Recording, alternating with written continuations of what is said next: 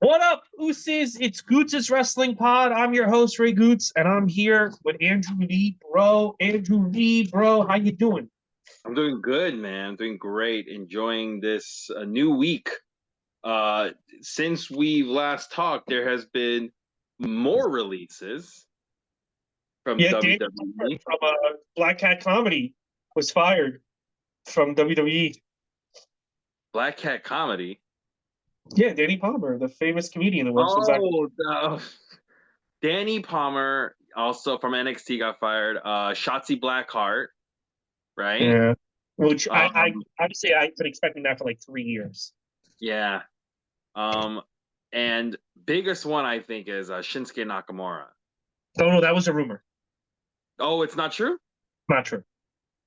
Oh, okay, interesting. All right. So thanks for clarifying that. I thought Shinsuke Nakamura was out, but Shinsuke is still in there. So Shotzi Blackheart, yeah, I think I don't know. I felt like Shotzi had something. I don't know why.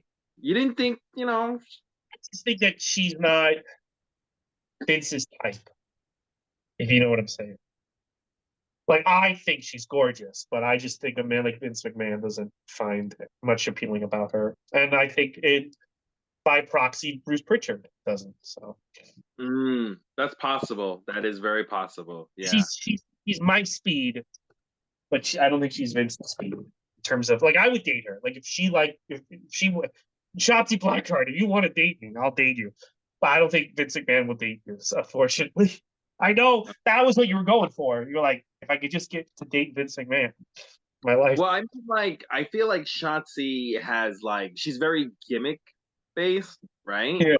And I feel like that's perfect for. She's not like known as like a great wrestler. She's just known for like having that tank girl kind of like look and And feel. I, And I I feel like like that. I that's like that. perfect for WWE. You know? Yeah, but I just think that, but I think Vince ultimately wants women like Sunny. Like I don't think he wants a goofy looking woman. Do you remember when she used to she used to ride around that little tank Some of the stuff like when she ran over Robert Stone. I mean, with that little tank with that little tank? let's be honest. Some of the NXT I was up against AEW during like the Wednesday Night War was they were pretty bad. Those NXT episodes, like they were not that good. It's not like Yeah. AEW is up against a great show. Those were rough Wednesdays, bro. Especially like in the second half of the pandemic because both shows were not good. But I think now, with hindsight, AEW had the better show than NXT 2020. You know, Yeah. Are you sure Shinsuke that was a rumor? Is you sure it's not real? that's not real, bro. Oh, okay. All right. Uh, Uh, but listen, I there's wouldn't good be news. surprised if they let him go. Yeah, well, but they didn't. But yeah, I would. Yeah, but listen, but there's good news, Andrew Lee. There's great news. As a matter of fact, WWE has re-signed Alberto Del Rio. So Well, technically not re-signed. So the big rumor that when WWE bought AAA was that Del Rio was fired, one of the first ones fired. But the actuality is there's like a handful of AAA wrestlers with contracts in AAA that WWE like picked up, like will mean continue to honor. And one of them is Alberto Del Rio. So somebody somebody was like, wait a minute, you're telling me they fired Gigi Dolan and Cora Jade, but they fucking signed Alberto Del Rio. And I was like, well, yeah, technically, yeah, that's true. Technically, that's true. I always liked Alberto. I thought he was a competent wrestler. but but here's the thing. But Okay, here's okay. Alberto Del Rio, does he was he arrested for assaulting a woman? Sure. Was he abusive towards Paige? Maybe. But what you can do is you can use him. What if you book him in a retirement match against Dominic Mysterio? Dominic wins.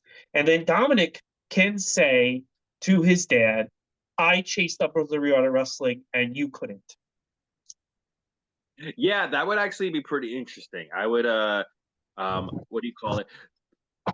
I think I don't think they're gonna bring Del Rio into WWE at all proper. I think they're gonna keep him in AAA just to put Yeah, that's over. what I'm saying. You have Dominic go to AAA or Ray Phoenix and retire him or chase him out of the company.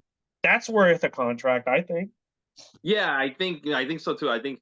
By the way, like I have a theory And that also, I think WWE um they obviously knew about like buying AAA for a while, and they let guys in Noah know, Pro Wrestling Noah, because back in February, there's this guy named El Hijo del Dr. Wagner Jr. So he's basically Dr. Jack Wagner Jr. the third, right?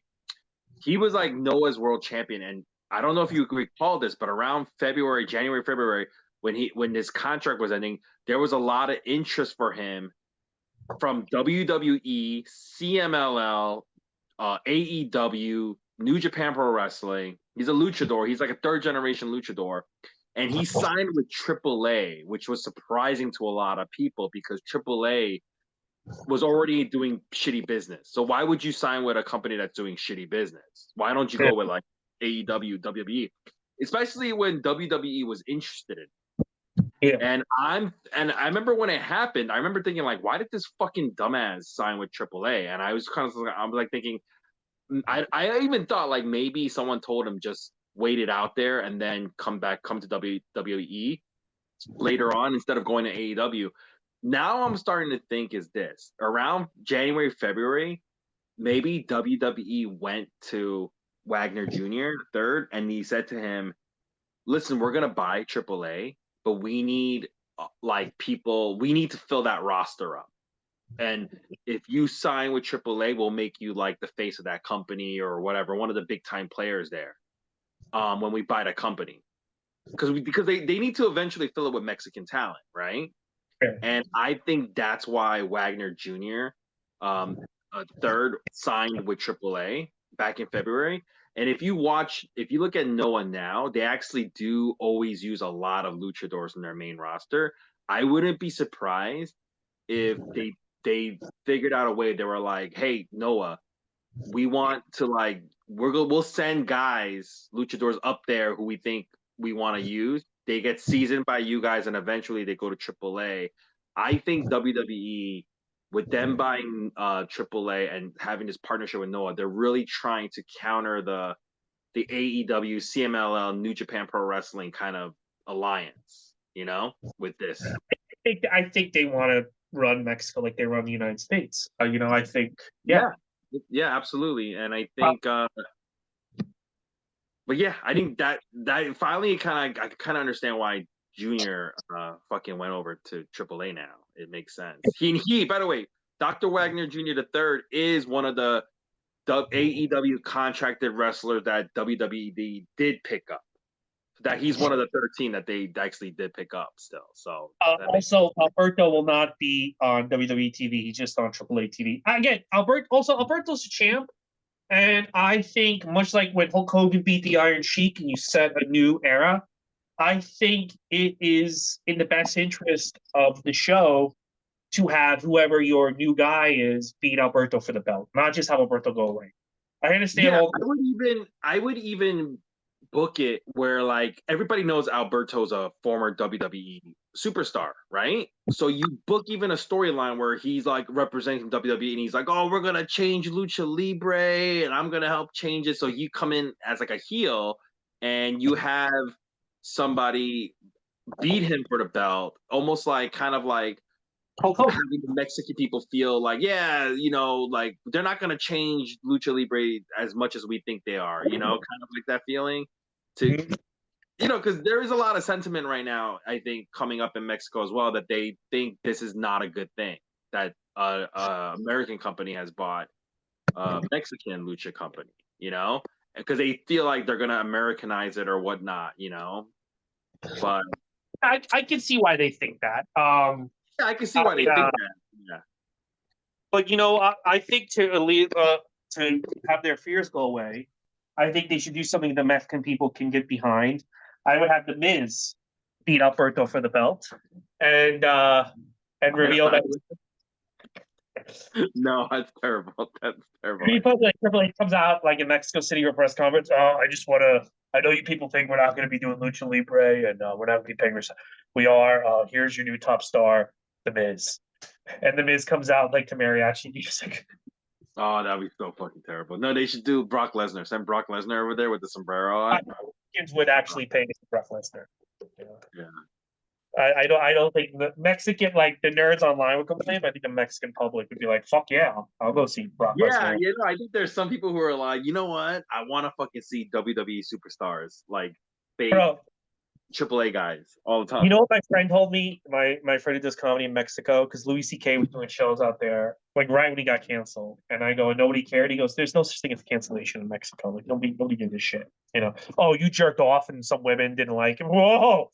Anyway, what do you want to eat? You know what I mean? Like you can't. You're not getting. Like people are getting beheaded in the street. You think everyone gives a shit? Fucking Yeah, Alberto. people are getting beheaded in the streets.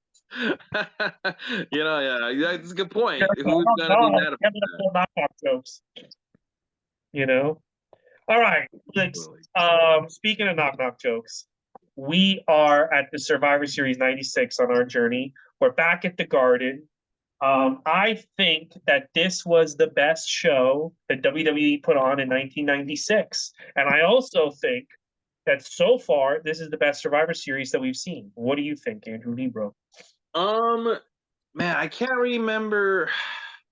See, that's a good point. That's a good. I think there's some things about this Survivor Series that's good, but then there's some things that are very like average at best.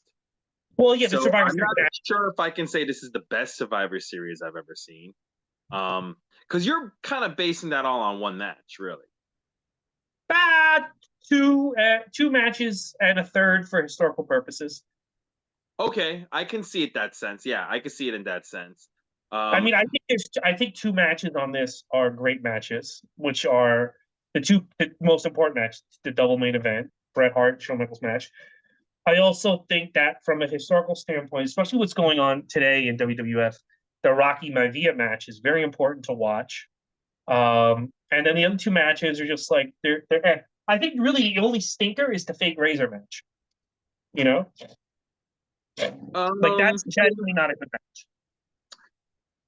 I'm actually more curious to see how this Survivor Series will square up against World War the Three. WCW pay per view of November 1996, because um, they're WCW steamrolling over WWF in pay per views in 1996, and this I will say this in 1996 Survivor Series 1996 is the best showing they have all year so far.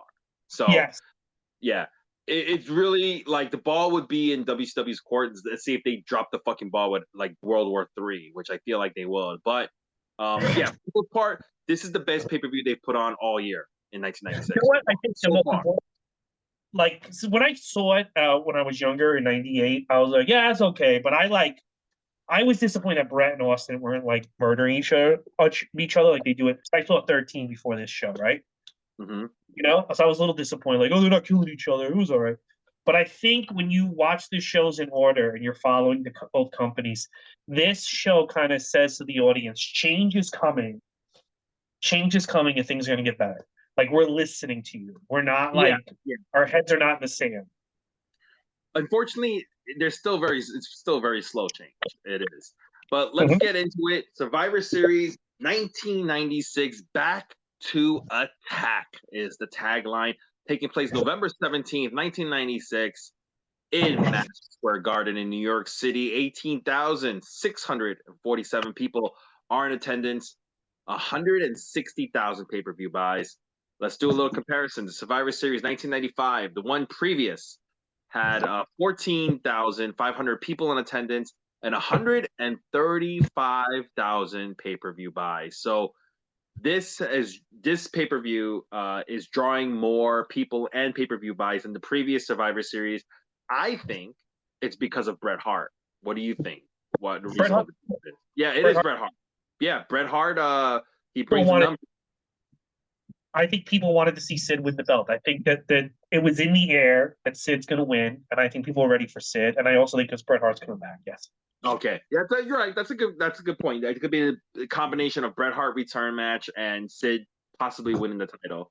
Like also in '96, title changes weren't like all the time like they become. So like if you really had a gut feeling like you're gonna see the belt change hands, you wanted to be there. Like, like up until this point, the title has not changed hands on Raw.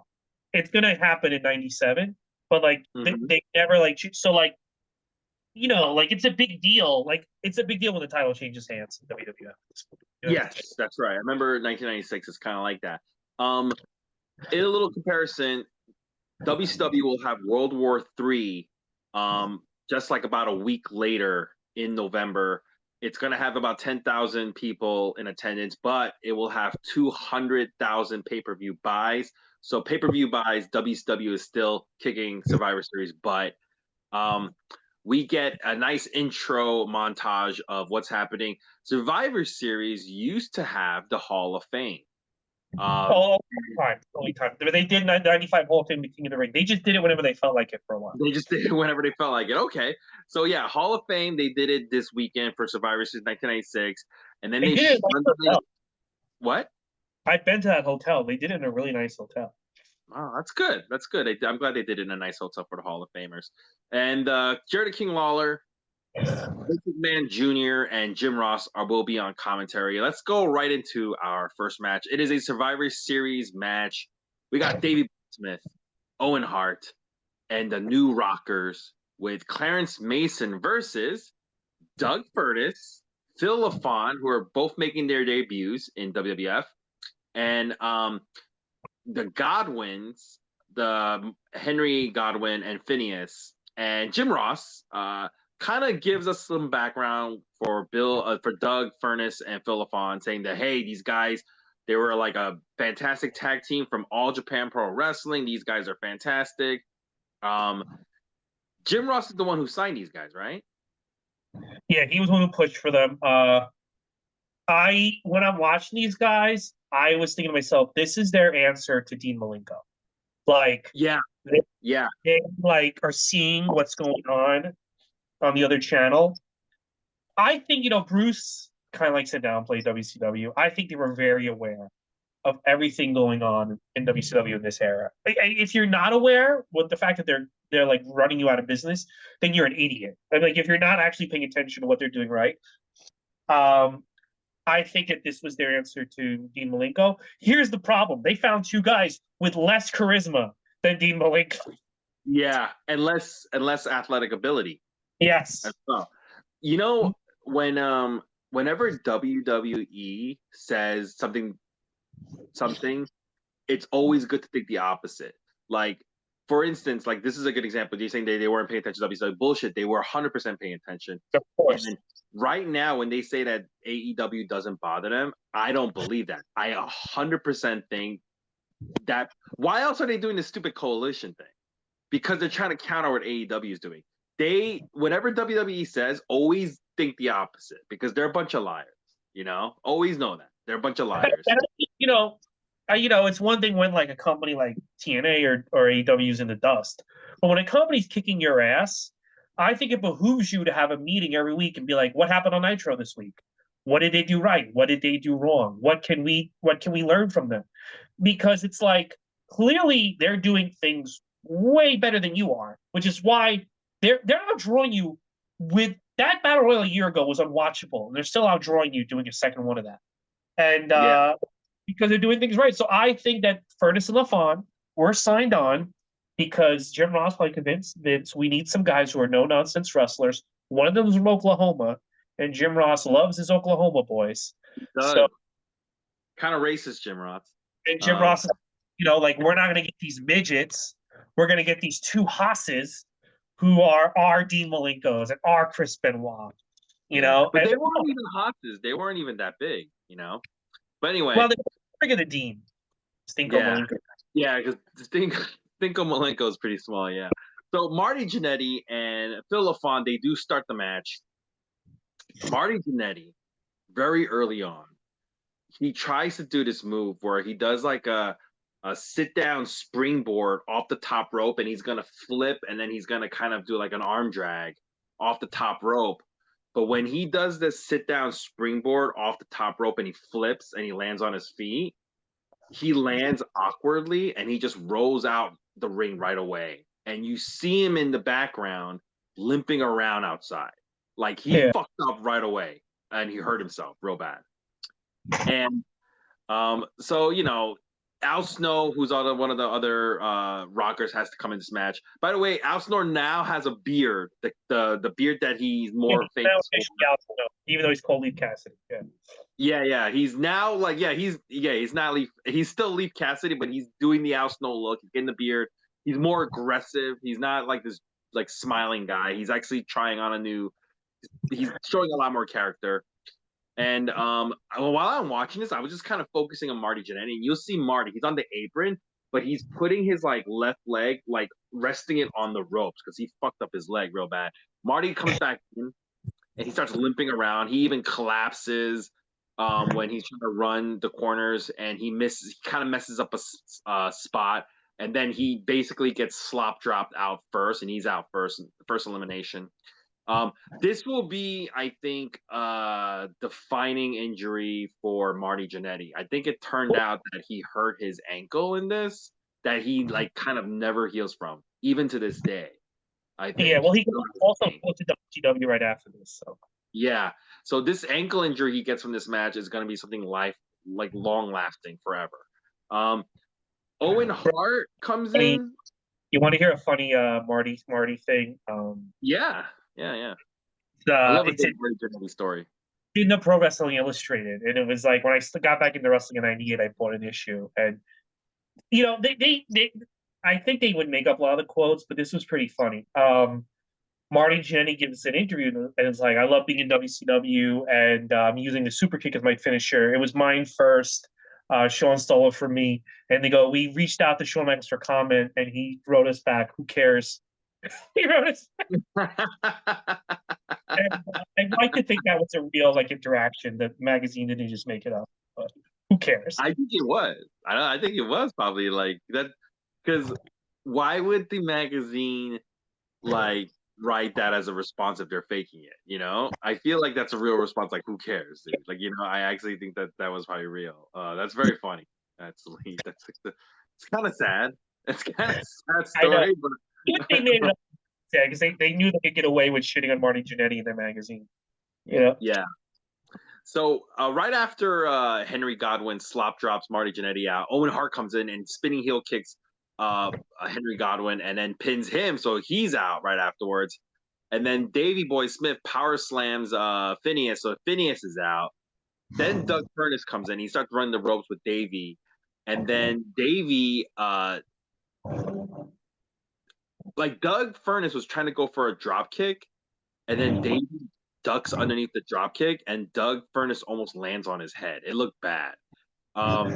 And then Doug Furnas gets hit with a missile drop kick from Owen Hart that looks like it hurt him real bad, and he just gets beat on by everybody, and LaFawn has to come in. Was there any stories about Owen or Davey not liking Doug Furnas?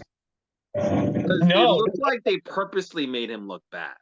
No, I just don't think these guys were as good as we're led to believe. I just think that that people were sold a bill of goods on these guys being good workers, and when they got on there good workers, they were exposed. Oh, okay, okay, makes sense. So Doug Furnas is not looking good, so he tags in LaFawn. LaFawn hits an inverted suplex on Leaf Cassidy, Al Snow, off the top rope and takes him out. That was a cool spot. People were like, holy shit, what the fuck was that? They actually give LaFawn 2 replays of that move. It was a beautiful inverted suplex off the top. Then LaFawn starts, yeah. They can do some stuff, these guys, Yeah, no, when I was watching this, LaFawn was better than Furnas. LaFawn starts running the ropes, and he's, what? Well, one thing about LaFawn I noticed is that he's a step or two slow in everything. He doesn't have that sense of urgency. He's kind of a little methodical. He's a little slower. Anyway, he rolls up Davey Boy Smith, who gets out, and then as soon as Davey Boy gets eliminated, he fucking chop blocks LaFawn, and Owen Hart comes in. He starts working on LaFon's leg. Furnace hot tags in, and then Owen seems to work a little better with LaFon, letting him hit the drop kick, and it's a beautiful looking drop kick. It actually is a very good drop kick. Furnace hits a belly to belly, and when he does the belly to belly, he almost drops Owen. Afterwards, he does like a German suplex, and he almost drops Owen Hart on his head when doing the German suplex. It looks really bad. But anyway, Furnace eliminates Owen Hart, so Doug Furnace and Phil LaFon are the remaining winners. I gave this a C. It's an average match at best. Those two guys did not. LaFon had one or two good moves, but he didn't really wow me either. Yeah, I'll give them points for effort. They know they have to get new faces in, and I think what they're doing with Furnace, LaFon, and Rocky is we're going to get these new guys in, and then we're immediately going to give them wins. And I definitely think the idea is good because I think the general idea of Furnace and LaFon, like kind of like making the tag division better, is a good idea. It's just that these guys are not as good as they think they are, and they're not as good as their gimmick would suggest. Because they're like the problem is, you said like, are they getting hard with the Furnace and LaFon? I think when your rep is I'm a good worker and I'm a technical guy, all the wrestlers think they can get a little bit more snug with you, which you could do with Dean Malenko and you could do with like Benoit. But I think he wasn't as good as they thought, and they learned that during this match. Yeah, I think that's a good point. Yeah. So Kevin Kelly, he's in the bowels of the arena with Mankind and Paul Bear, and they talk about the shark cage because Paul Bear, he's going to be in a shark cage tonight. Yeah. And Mankind says he has no fear, and he is going to eat the Undertaker's soul. This is gonna lead to our second match. It is a shark cage match. So what that basically means is Paul Bear is in a shark cage above the ring, and if Undertaker wins, he gets like a few minutes to beat up on Paul Bear, I believe. So it's Mankind with Paul Bear versus the Undertaker, who comes down from the sky like a bat. He's got like these bat wings. And, yeah, this was what? This was supposed to be him being rebirthed as the biker taker, and then at the last second, Vince went to stay the Undertaker. Yeah, so what you're saying is the Undertaker went from being like a Western Undertaker, and he said he wanted to be a biker, and Vince McMahon said, "We'll just make you more satanic or something," right? Yeah, I because the idea that Undertaker had, and again, only Nash said this, but I believe it. The idea that Undertaker had is if I make myself more myself, I could eventually jump over. Yeah, because they can't bring over the same way Scott Hall couldn't be Razor Ramon and Diesel couldn't be Diesel. Mark Calloway cannot be like an Undertaker character. Yeah, but he could be if you make him more of a biker, more of a regular guy. And Vince was like, "No, just be more Undertaker." Yeah. The compromise was he got to wear old leather. Have you noticed his whole outfit was made out of leather? So it's like, oh, you're kind of wearing leather. I wouldn't be surprised if Junior also was thinking the same thing and was like, I can't let this guy do this in case he jumps ship too. You know? He eventually gets away, but it's too late. I mean, Undertaker. Yeah, but that's already when WCW is on its way out, At that point, Junior's no longer worried that people are going to jump ship, And I think that's smart. If I were Junior, if you're Junior and you're running a company and you have people jumping ship all the time to go into a competitor, with your ideas, you want to make sure though they can't do that and stuff, And he did eventually give in to Undertaker. Undertaker got 3 years out of. I mean, right now, when Undertaker comes out now, he's on a bicycle. So he got his way in the long run. So everybody won. Everybody won in that relationship, including the fans. Yeah. So by the way, you do see Superfan Vlad. He's on the show. I see he got front row tickets here. He's all over this show. So it's all over the place. Dude, when I saw him sitting in the front row in Madison Square Garden, I'm like, man, all I could think about was that documentary where he's sitting in a shitty little apartment. And I'm like, dude, you wasted so much fucking money.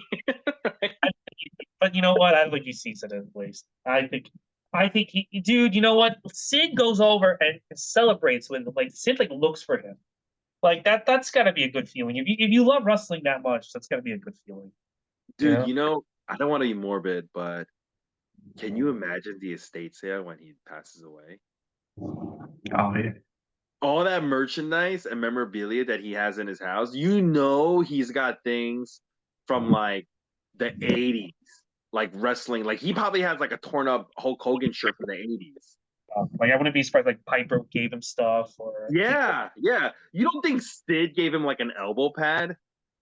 You know? Maybe Like, Sid gave him stuff. I don't know.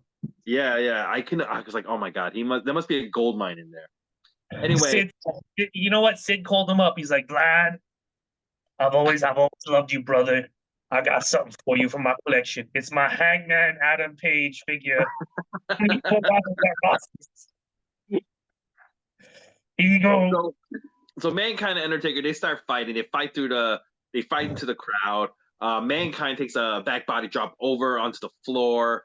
And while I was watching this, I noticed, and he did a close up, Undertaker's got a stupid teardrop tattoo on his face. Yeah, It's that's not a the era where he got that what? tattoo. That's the What? era with that tattoo. Yeah. Can you hear? Yeah. You said that's the era of that tattoo. Is that what you said? Yeah, he eventually gets it removed. So I read that it's not a real tattoo. I think he wants, I think so.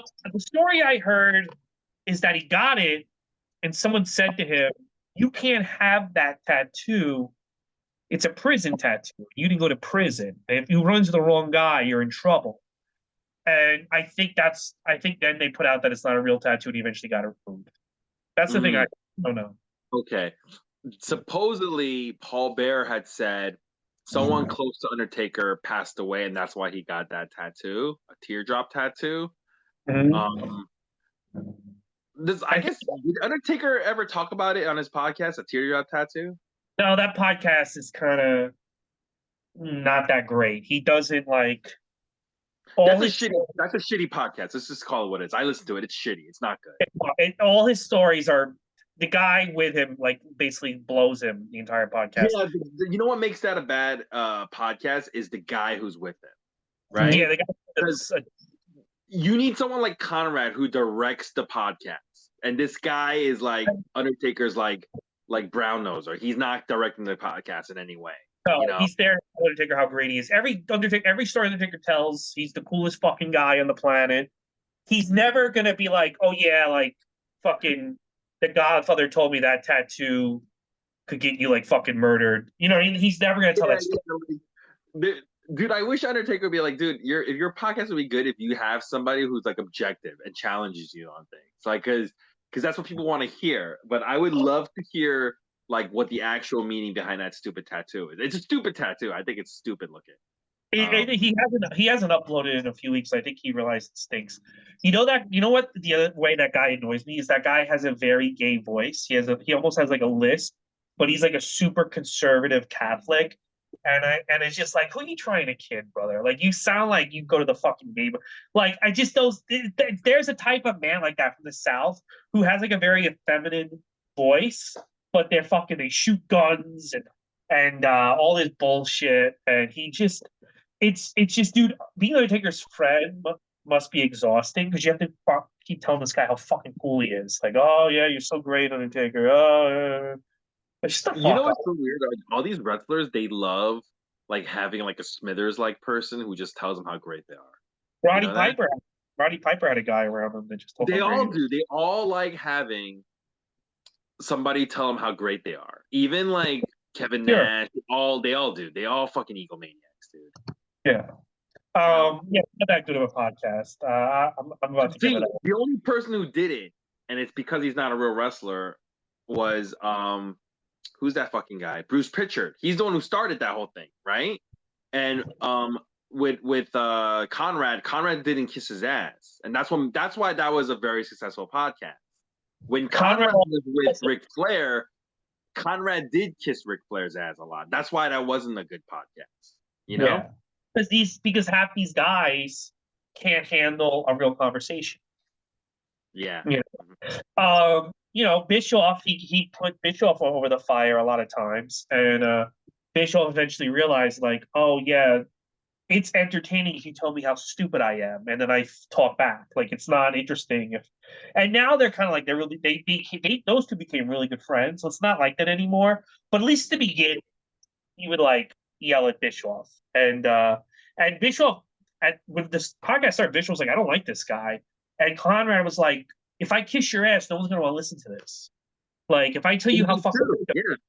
That's why I can't stand I had to stop listening to Undertaker's podcast. It was like this guy is like, you're right. It's like ball washing Undertaker in every single set. Oh man, you guys are so cool. Whenever he hears a story when, oh, me and Godfather, we used to get fucking drunk and then rape women, and these guys like, oh man, you guys are so cool. Oh man, you guys were we used to get drunk and beat the shit out of the jobbers and every time. I was like, oh man. So Here's cool. the other thing like that fucking podcast. I've listened to like 30 episodes. They have not explained how this guy knows the Undertaker. Because he'll be like, yeah, I was with you in like 2012. Never went to that steak restaurant. And I'm like, how do you know each other? Like, at least be like, hey, this guy's on my show because I met him through my ex-wife and we go to church together. Just tell me why this fucking guy is here. Because this guy seemingly is always around the Undertaker. And they never even give the guy's name half the time. They never start the show. Hi, I'm Mark Calloway. This is my co-host Johnny the Blowjob King. Like I don't like. He's just some fucking loser, and it's because the Undertaker probably couldn't even handle for a second Conrad pushing back on him. He probably couldn't even handle the lightest pushback that Ric Flair got. He probably stroke.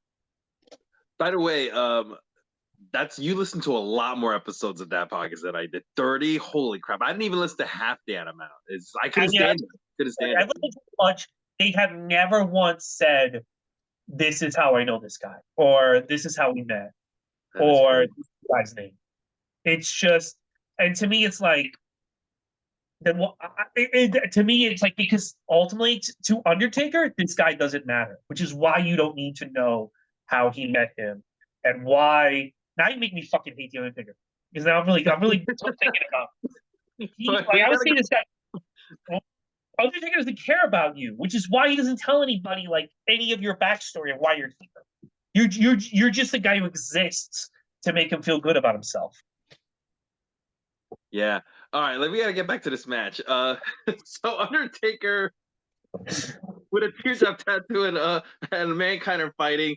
Later on, Undertaker goes flying over the top rope, and then Mankind does like one of those. They fight to the floor. Mankind does like a somersault dive off the apron, and he misses the Undertaker, and he takes a hard bump to the floor. So he's still doing this crazy shit that is unnecessary.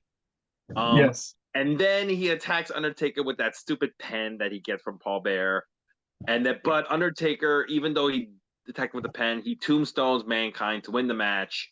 And the shark cage gets lowered, and Undertaker tries to go after Paul Bearer. But the executioner, who is Terry Gordy under a mask, comes out and he attacks Undertaker before he can get Paul Bearer. And then Paul Bearer, executioner, Mankind, they all run away. C+.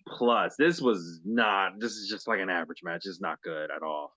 To me, it feels like this. They run out of gimmicks. They want to keep it going. And this is more like a regular match. You can already tell Vince has lost interest in it because it's the second match. It was the win from the main event to the second match. And they think the shark cage is a good thing. In the match, to me, it wasn't that bad, but like to me, it's like it just like we need a break from these two for a little bit. We need a break. Yeah, we need a huge break. After Buried Alive, Buried Alive. What would you do after Buried Alive? What did they do? I wouldn't do anything. I'd have Mankind move on to another match.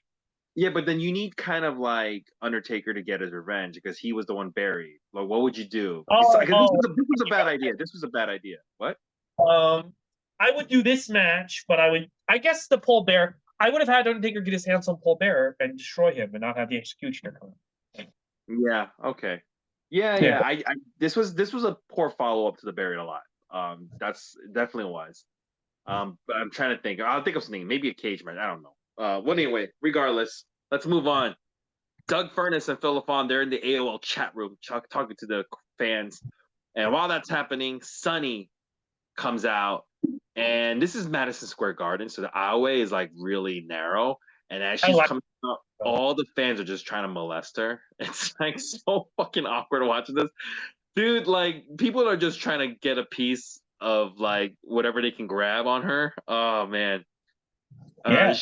She, she comes out and joins commentary. Junior does a little dance with her, which Jim Ross is like disgusted by. He's like, oh, He looks so awkward around her. yeah.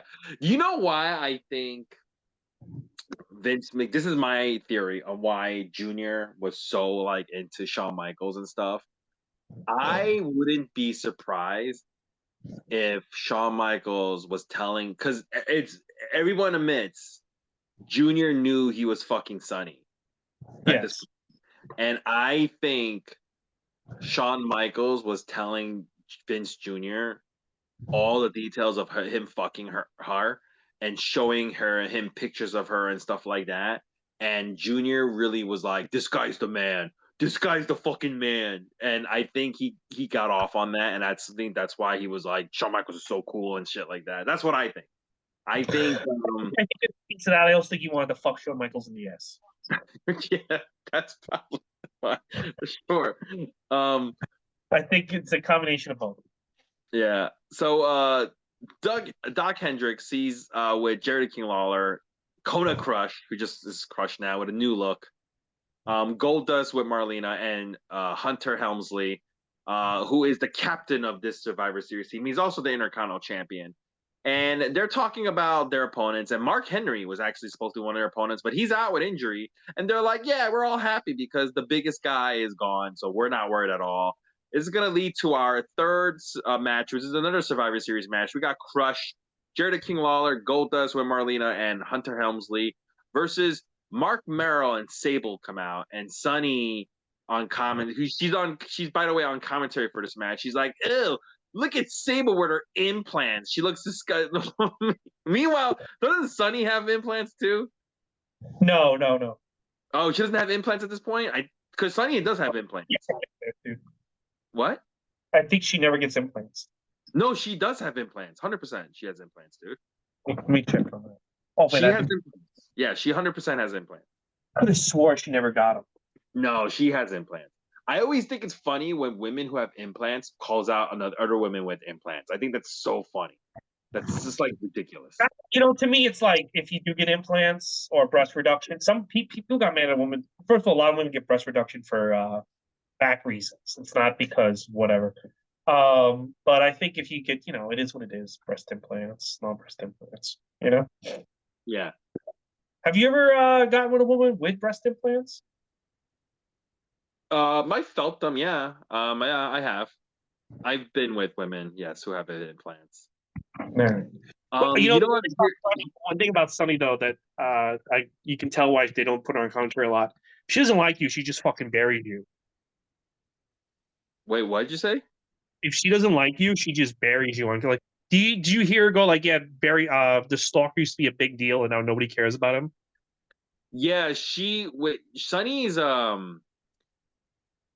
she shouldn't have been on the commentary because yeah, she's like, I kind of get why they put her on because like you got to find her a place for her on the show, right? Because she's Sunny, she's still very popular, right? But I don't think commentary would have putting on commentary was the right call. She should have done something else. Maybe even be the backstage interviewer, right?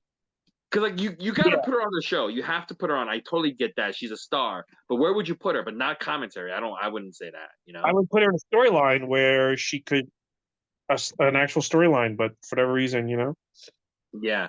So anyway, there's no evidence that she has breast implants. I'm pretty sure she got them. I'm pretty sure. I've seen her naked, unfortunately, and she's definitely got them. I've seen her naked too. There's no confirmation. Oh no, she had them twice. She had them twice. There you go. Yeah. I mean, so anyway, different things, but yeah. She's probably done a lot of different things. Yeah. So, Sunny, okay, not Sunny. Mark Merrill, his tag team partners are the Stalker, like as Ray mentioned, who is Barry Windham, and Rocky Maivia. And before the match begins, Mark Merrill gets in the microphone and he goes, "Hey, we got our fourth partner because Mark Henry is out, and it is Jake the Snake Roberts, who comes out no longer wearing that awful vest, but he looks terrible. He needs to put a shirt on. It's like No, I so think out of shape. looks He better with has the belt. Eddie Kingston body. He has Eddie Kingston body in this match. Oh, He looks better with that thing off. That thing, like it just. I think you just think he looks better. He gets a huge pop, brother. yeah, yeah. He's still Jake the Snake Roberts. Everybody loves him. There's a lot of so after a long delay, the match begins with Mark Merrow and Goldust starting off. Then the Stalker comes in, and Sonny just starts. Why does Sonny have a problem with Barry Windham? Because they do mention it's Barry Windham, and she goes, "Yeah, he was a tag team champion in WWF when I was 4." Like she buries the shit out of this guy. Why does she not like him? I don't know. Maybe she came on to him and he was like, "No way, well, partner." I don't know. She doesn't like him though. And the thing about it is, they're trying to get him over in this era, and Yeah, they're not calling him Barry Windham, and she just keeps pounding everyone's head that he's fucking Barry Windham. And yeah, yeah. She does not like him. She does. Yeah, yeah, yeah. yeah, I would. I, it is kind of funny how she just keeps burying him. Like, Yeah, like you was WWF champion, tag team champion when I was 4. That shit was funny to me. So Rocky Maivia gets in. It's his first match, and he cleans up on Jerry King Lawler. So then Hunter comes in and he starts beating on Rocky, and then the Jerry King do you Lawler think, comes in. What? do you think in the first flurry, Hunter was being a little bit slower with Rocky than the other guys? It felt like he was hitting him a little bit. He was putting a little bit more oomph in his punches than I've seen before. Because I saw, Yeah, wow, they're going yeah. at it. Then Goldust comes in, and Goldust is like, I mean, he's hit. It's like, oh, Goldust is like being more like softer on Rock. I I don't know. think I think Triple H didn't like Rocky right from the beginning. I think Right from the yes. beginning. Yeah, I don't because like what you're saying, I did see that too. It seems like the punches are a bit more snug on Rocky, right, than Yeah, other people, and because then it's Crush so comes in, barely touches Rocky doing his offense. Like Crush yeah. is like, yeah, Crush is I like think everyone else is like just doing, but Triple H is like really going at it on Rocky, and I'm like, ugh, Triple H is like he's such a loser. he's such a loser. He is one of those guys who like he didn't like that Rocky kind of got this like pass to come in right away, I think. And he was like, I gotta fucking show this guy, these guys pay his dues. And even to this day, Triple H is a very insecure, soft skinned motherfucker, you know? And you know what's so interesting though is that Rocky's in Rocky's debut match, Triple H is in it, and these two guys are gonna be like arch nemesis for like what, like 30 years afterwards? Like these guys Right now, are like these guys are forever like intertwined. Isn't that so interesting? From the get-go, like from the beginning of Rocky's WWF career, these guys are always like together in a way. It's mm-hmm. very interesting. Do you think, by the way, of Rocky's work in match one? We'll get into that. We'll get into it. I'll tell you afterwards when we finish this match. So Jerry the King Lawler comes in. He beats up on Jake the Snake Roberts. He starts mocking Jake's drinking, his alcoholism, which is great. The crowd loves it. And this backfires because DDT fucking not DDT. Jake Roberts DDTs Jerry the King Lawler and eliminates him first. Say what you will about Jerry the King Lawler, but he's great in his role. You know, he's that annoying heel that just gets beat up and makes the good guys look really good. He's very good in that role. I don't know how the fuck Jerry King Lawler was like supposed to be a fan favorite guy. I can't picture him that way in at all. He just seems like always the heel to me. He's completely different. He's almost like a different person when he's cutting like face promos. He's completely different. He's a very talented wrestler, you know, Jerry King Lawler. Go back and watch some of his face promos. They're on YouTube. He's like a soft spoken, like more like a guy, like a neighborhood leader. He's not like cackling. He stands very calm. He stands very poised. He's very soft spoken. He's like, listen, if you keep getting out of line, I'm gonna knock you out. Like he's not like making fun of people. It's a completely different person, which is the way it's supposed to be. Isn't that amazing? Like when he's a heel, he's like completely like despicable, right? And annoying. And when he's a good, because yeah, when I was watching, this, like I don't know how this guy was a fan favorite in Memphis. I just can't picture it. But I believe that he's totally different. Yeah. So after Jerry King Lawler is eliminated first, Goldust comes in with a Stalker. He curtain calls Stalker. Stalker is out first on the good guy's side. Mark Merrill gets in and he gets beat on for a long time, but then he hits his Merrill Salt on Hunter and eliminates Hunter. These two guys are in a feud, by the way. Then Mark Merrill goes for a dive, but Goldust shoves Crush kind of out of the way. So Mark Merrill, instead of diving onto Crush, he takes a hard fall on the outside. And then Goldust throws Mark Merrill back in the ring, and then Goldust gets in the ring, and the referee, I think it's like Jack Doan, he kind of gets in the way, and you can hear Goldust get the fuck out of the way, Jack. I don't know if you heard it, but I heard him say, Jack, get the fuck out. Get the fuck out of the way. And then Crush has this new finisher. It's like a heart punch. He heart punches Mark Merrill and eliminates Mark Merrill. Then Crush heart punches Jake Roberts. Jake Roberts is out. So Rocky Maivia is in there by himself against Crush and Goldust as the fans start chanting Rocky, Rocky, Rocky.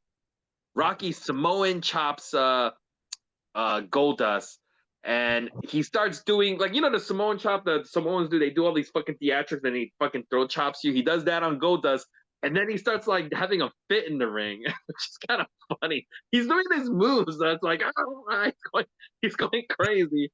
And then because like Rocky the Rock later on never lives up any of his like Samoan heritage besides talking about it. But in this match, he does a lot of the Samoan antics that Samoan wrestlers do, like the Samoan chop. You know what I'm talking about, right? You do all this fucking thing, then you do the chop, and then he just starts like having a fit in the ring. He does a lot of 70s and 80s baby face motions. Yeah, the way he sells with his head. He's like constantly moving his head. And I think it's to communicate. You can tell like an old school wrestler trained him because he's doing a lot of 70s and 80s movements that just nobody is doing at this point in time in 1996. Like it's very territorial style of how it's moving. It's very old fashioned. Yeah. So he's in there with like the two bad guys. So Crush goes to heart punch Rocky, but he ends up heart punching Goldust instead. And Rocky crossbodies Crush and eliminates him. Then Rocky hits his finisher at the time, which is like a shoulder breaker, a kneeling shoulder breaker on Goldust to win the match. After he wins the match, he starts posing opposite the hard camp, so you only see his back for a very long time. Good showing by the Rock event still. I would give it a B. This is so far the best match on the pay-per-view so far. Yeah, I mean, look, he needs a lot of work, but it was still a good match. And I think one of the keys to it, and I think this was very important, is that he was in the ring with Barry Horowitz, Barry Windham, and Jake Roberts, who everyone has said are two of the best workers of all time. And whether you agree or disagree, I definitely think those are two guys that before he went through the curtain, gave him some advice. And I think on the apron, they gave him some advice. I don't think it's a mistake. I don't think it was random that those guys are on the team. I think they were there to take care of The Rock in his first match. You know what I mean? Like, you're going to have, I don't think that Barry Windham they just randomly thought that. I think he was there to make sure this guy looks good. And, I think that's another reason why Goldust is in there too. Goldust is a good hand too. Yeah, there's a Goldust and Jerry Lawler. A lot of older guys are in the ring, and listen, it all paid off because look where we are now. I think that's part of the reason why Triple H didn't like him, because he is kind of being shown like the red carpet. Like he's getting special. Dude, Rocky from the beginning is getting kind of special treatment, right? Yeah. And I don't think I don't think someone like him and Shawn Michaels appreciated that. That's why they gave him such a hard time in the beginning, which doesn't make it right. That doesn't make it right. They're still fucking unprofessional for being like that. And and I hope I hope both of them still get fired. You know, Here, here's the truth, though. The Rock has something that Triple H will never ever have. The Rock is a once in a lifetime talent, and The Rock needs to be cultivated like this. Because he was cultivated like this, WCW went out of business, and it became a $1 billion company. So I really do think if you ask Triple H, I think he believes this. Let's say at the end of tonight, Survivor Series 96, Rock and Steve Austin are like, not only do we quit, we're both retiring. I think that Triple H believes that him and Shawn could have beaten WCW and WWF would be in the place it is right now. When the reality is, if Rock and Austin both got hit by a car at the end of this fucking show, within 2 years, WWF would be out of business and WCW would still be on the air. They couldn't have done it without Austin and Rock. They just couldn't have. I agree 100%. So after this match, we get a great montage of Bret Hart returning to WWF and Austin going on a rampage in WWF, beating up people all over WWF. Todd Pettengill, he's interviewing Austin, and Austin cuts a nice, great, short promo on Bret Hart. Then Todd is with Bret Hart. What? Go ahead. Great package on Austin, too. Yeah. This is that was good. It was like, oh, Bret Hart's returning, all this glory, and then you hear the music change, and it's just Austin beating the shit out of everybody. Like a montage of him just running through people, which is good because Bret Hart at this point is already a legend, and you need to show like an unstoppable guy going. You know, like if you just had anybody else, like Austin at this point, let's be honest, he hasn't accomplished really anything in WWE at this point, right? So you got to show that he's an unstoppable guy to make it like believable, like this is going to be a good fight, because Bret Hart's used to fighting champions. You know, Austin is not a champion at this point, so you need to show that. Todd Pettengill, he is with Bret Hart, and Bret Hart's like, you know, MSG is holy ground. It's holy ground here for WWF, and I'm not greedy for money. He's mentioned that because I'm sure the rumors are out that he signed a huge contract. And he's like, but I'm not greedy for money. I'm greedy for respect.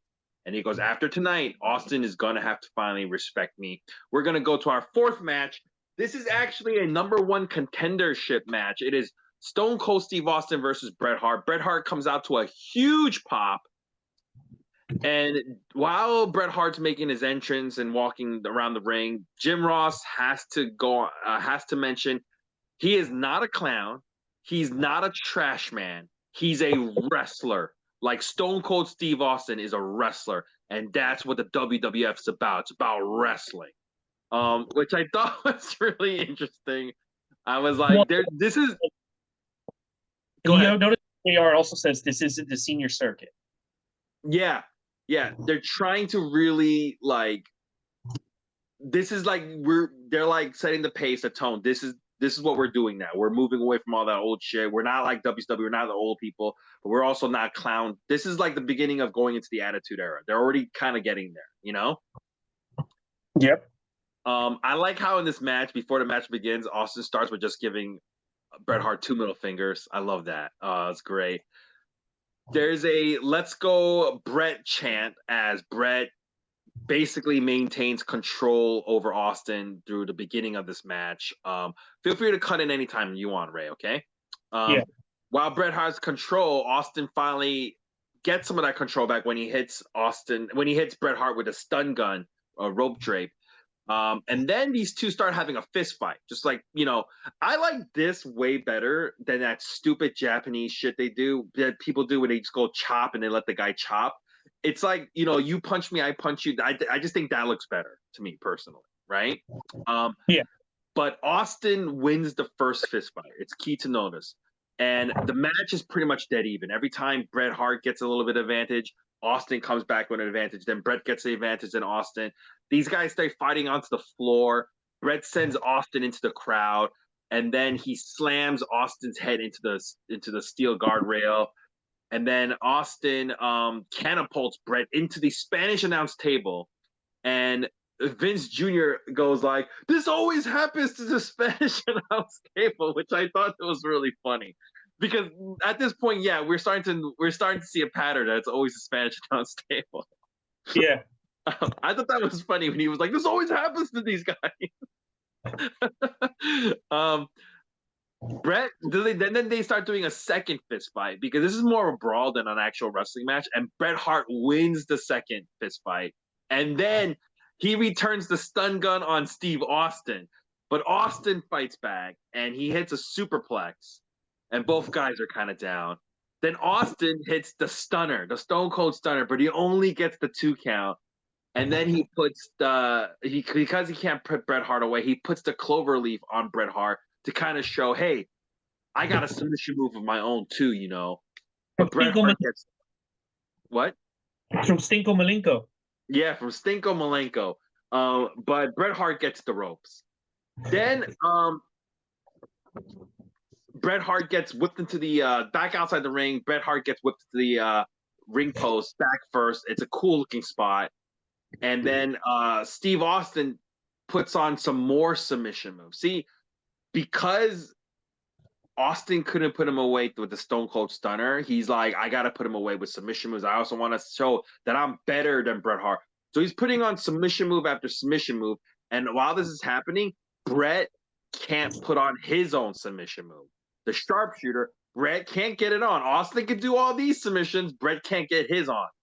Finally, Austin goes for one final submission move. It's the $1 Million Dream, the move that he's used multiple times to get multiple wins. And Bret Hart, what? That he learned from Ted DiBiase. And he learned from Ted DiBiase when he first came to WBF. But Bret has been in this position before with this kind of sleeper attack. And using his experience, he pushes off the apron, flips over Stone Cold Steve Austin. They land in a cover. 1, 2, 3. Bret Hart wins the match, similar to how he beat Roddy Piper at WrestleMania. Austin is fucking annoyed that he lost. As he's leaving, he turns around and he stares at Bret Hart, giving him like a death stare. And you know what? Bret Hart won, but he looks way more exhausted than Stone Cold, who just left on his own. I gave this match an A+. This is an A+ match. This is unique. If you've never seen this match, I don't know if you're a wrestling fan. This is a fantastic match. You know, the finish is great because Austin is trying all these things, and then he uses the reason why I love this finish is he uses the thing that he put in the past, which is the $1 Million Dream. He comes back to it. And it kind of proves the character's point that this wasn't the finishing move to have because it backfires on him and he loses. And you know what's so great about this is they recreate this spot at WrestleMania 17. I don't know if you remember, but he puts the $1 Million Dream. He can't put away The Rock. He puts the $1 Million Dream on The Rock. The Rock reverses it, and that's when Austin starts going nuts, starts hitting him with chairs and stuff because he has a flashback to this moment, and he's like, "Fuck," you know, like I like every time this guy is desperate, he goes to the $1 Million Dream, and it never works. I love it. I love the continuity. It's a great match, and what makes this match even better is what happens at WrestleMania 13. It's crazy to me that a match between them at 13 isn't the plan. The plan in November was for the main event to be Bret Hart and Shawn Michaels again, the rematch. That's the plan. I could understand it being Michaels and Shawn Bret Hart.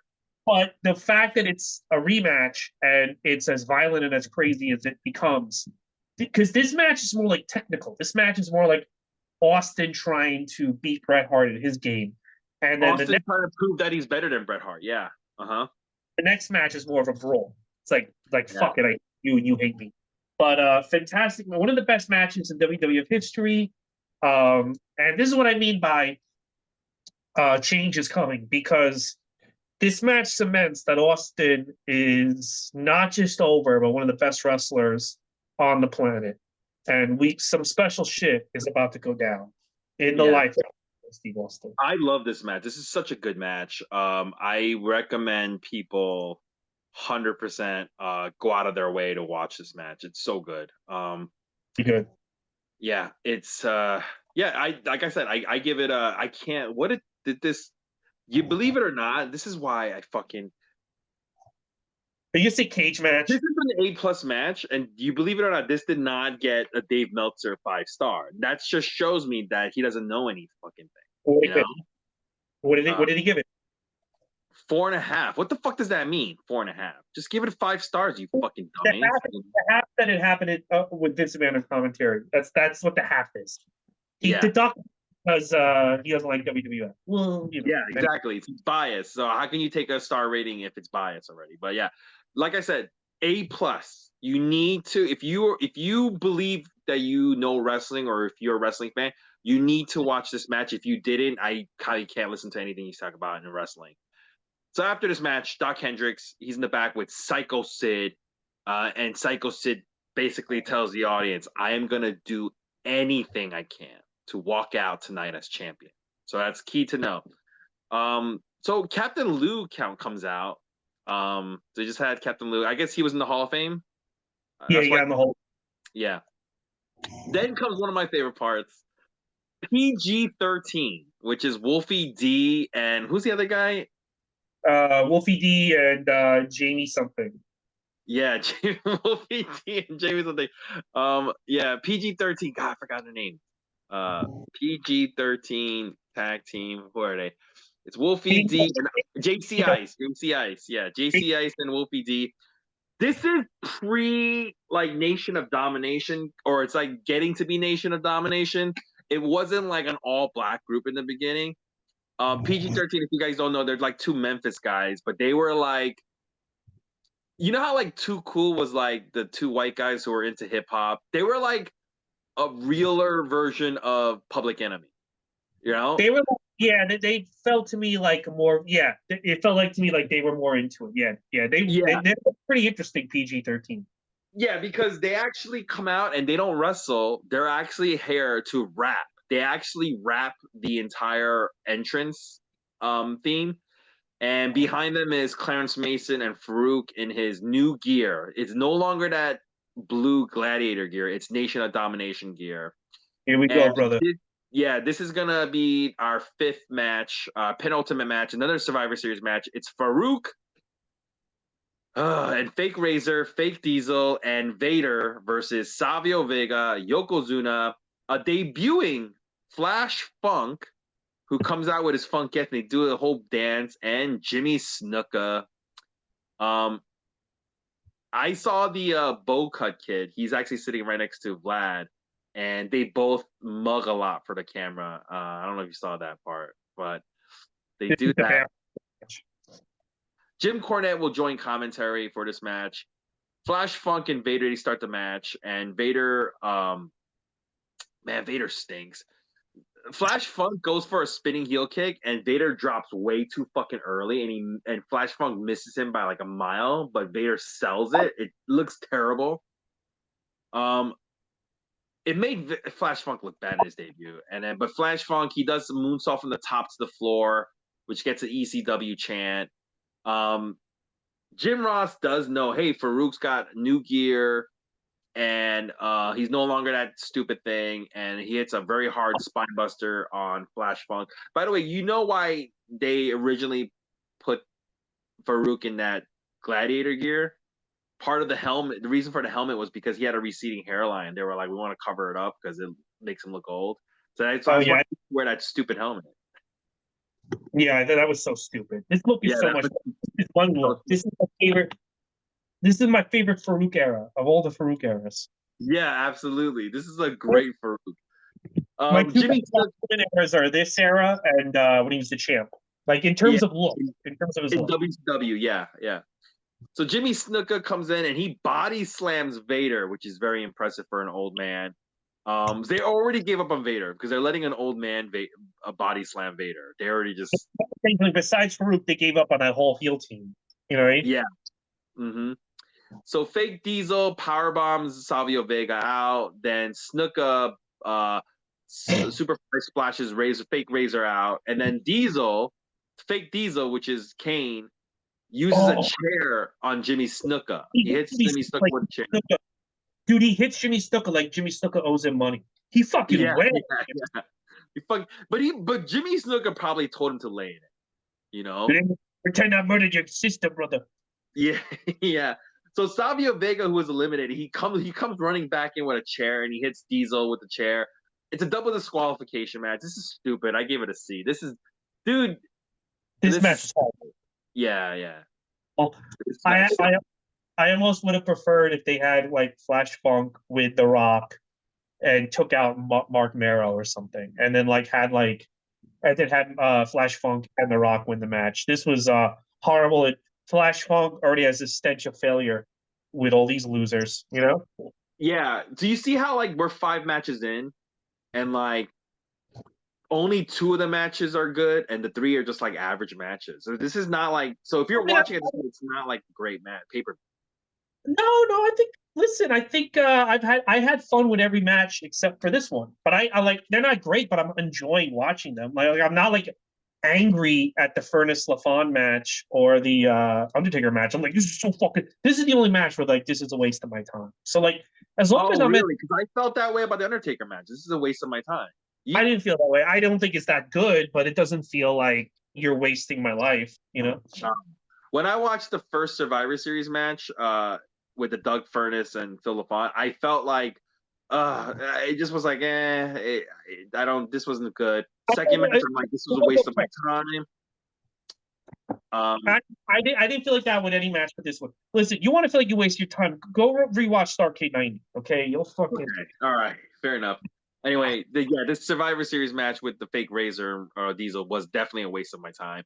But wait. we're gonna go to our main event. It is Psycho Sid versus Shawn Michaels. We get a great package of them because they were friends. Now they're facing each other. It is for the WWF title. Sid comes out fist bumping all the fans. Sid is super over. Then comes out the champion, Shawn Michaels with Jose Lothario. He gets a lot of cheers himself. Somebody in the audience gives him a rose, and women, young girls in particular, are really grabbing him. He is super. You know what? Like, I don't like Shawn Michaels, and I get what's going to happen in this match, but let's also give him credit. He is very, very over and very, very popular with the young females. With a certain segment, yes. Yeah. Mm-hmm. Yeah, with a niche group, he is 100% super super popular. But So let's be real. The segment that spends money, the segment that buys shit, he was not over with, which is why yeah, WCW is going. yes, that's good. That's a very fair point. The group that spends the most money was not popular. He was not popular with. Yes, I'll say that. I'll agree to that. So in this match, as they're fighting, the fans are cheering almost everything Sid does, and they're kind of booing everything Shawn Michaels is doing. And there's a point where Sid kind of backs into the cameraman who's on the apron, and he shoves the cameraman because he's annoyed by that. And they're gonna kind of go back to this later on. This is a key moment. It's a little foreshadowing that they add in that I like. Then Sid sends Shawn Michaels over the top rope. That gets a lot of cheers, and he drapes Shawn on the guardrail. Then Shawn Michaels starts fighting back, and he goes to the top rope, which gets a lot of boos. And he dives onto Sid, and Sid catches him, which gets a lot of cheers. And Sid choke slams Shawn Michaels, which the crowd starts going bananas for. This is like really as the match is progressing, the crowd is becoming more pro Sid as the match is progressing. Dude, Sid, this is the difference between Shawn Michaels and Sid. This is the difference between Sid and a lot of wrestlers because you can sit there, the Dave Meltzers and every Will Ospreay this, Kenny Omega that. Sid connects with people in a way that you can't teach. Well, there's a point where he's in the aisle and Shawn is on the ground, and he just looks at some fans, and you can just tell like he's connecting with people, Yeah. and it's very it's he's got charisma. That's the thing. It's like Sid didn't make it because he's big or because he powered by people. He has charisma. You want to care about the guy. And as he's winning, when you start believing like he could actually be the champ, you really get invested in the match. Yeah. Then Sid he grabs the camera from the cameraman. And he nails not Shawn Michaels, but he nails Jose Lothario when he grabs the camera. When Sid grabs the camera, Jose Lothario gets in the apron, and Sid nails Jose with the camera. And this momentary distraction allows Shawn Michaels to hit the sweet chin music on Sid, which gets a lot of boos. But Shawn Michaels, instead of going for the pinfall, he sees that Jose is down on the floor, so he goes check up on Jose, and this allows Sid to get Shawn Michaels back into the ring, to get out of the losing the match, and he grabs Shawn Michaels back into the ring, and Shawn Michaels tries to do a crossbody, but he ends up crossbodying the referee, and the referee is down. And then Sid gets the camera once more, and he hits Shawn Michaels with the camera. And then he hits a power bomb on Shawn Michaels, and the ref, who's groggy, starts doing this slow count. And he goes 1, and then 2. And then I don't know if you saw this, but when he ref does the 2, and then he starts going for the 3, you see this girl in the front row, she opposite the hard cap, she's like screaming, no! She screams no, and then when the fucking ref gets 3, her head just fucking drops. Like she was so disappointed that Shawn Michaels lost. I thought it was fantastic. Go back and watch that girl's reaction. It's fantastic. She's in the front row. You can't miss her. 20s. What? Or was it a little girl, or was it like a woman? It's like she's not like a little kid, but she looks like she's like 17 years old or something. Okay, that's funny. She's in the front row, and you can't miss her. She's taking pictures the whole time. And then when she's like the only one, actually, if you watch, probably a lot of the girls were upset Shawn loses, but she does like a distinctive like no. And then when the ref's hand comes down, she just like slumps like oh, like she's like defeated. It's great. Shawn Michaels afterwards, he's checking on Jose. EMTs are coming up and checking on Jose, and they stretcher him out as Sid celebrates. Not a bad main event. I gave it a B plus. Pretty good main event for this pay per view. So yeah, I agree. Survivor Series is the best pay per view that WWEF has at this point in 1996. Good main event. Do you like? I'm guessing you really like this main event, right? Yeah, I think this main event, and I think it was important for Shawn to have this match. I think the audience was kind of tired of him. I think they needed to move away from him for a little bit. He does get the belt back at the Royal Rumble, and with the plan where the plan was going, which was Bret Hart versus him, that was the right move. And that match is also another great match. And the one thing I'll say is that if they knew, I don't know when they came up with we're going to beat up Jose and that'll cost Shawn the match. Shawn has not shown any affection or even the fact that he gives a shit about Jose Lothario for months now. So for him to like have like this like panic attack that Jose might be sick, they should have, and maybe they did because we're not watching Raw now. We can't because they took haircuts. We're just going based on pay per view. Yeah. Yeah, they should have a little bit more like when he won, like when he wins, he like hugs Jose or says to the crowd, like, I can't win unless you're with me. Like a little bit more like affection. So when this moment hits, you believe it. Because, when I first saw it, I believed it because I just got back into wrestling.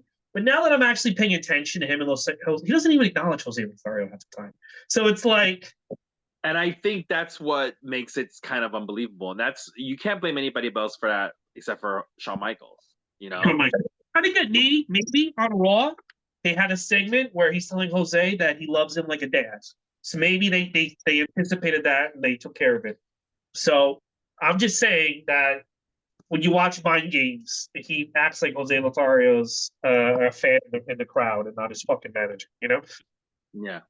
So, but man, Sid, I love the fact that like Bruce Pritchard got annoyed. He got annoyed because this is supposed to be the moment where Sid becomes the most hated person in the world, and everyone's cheering for him and giving him a fist bump. And I'm like, that's not Sid's fault.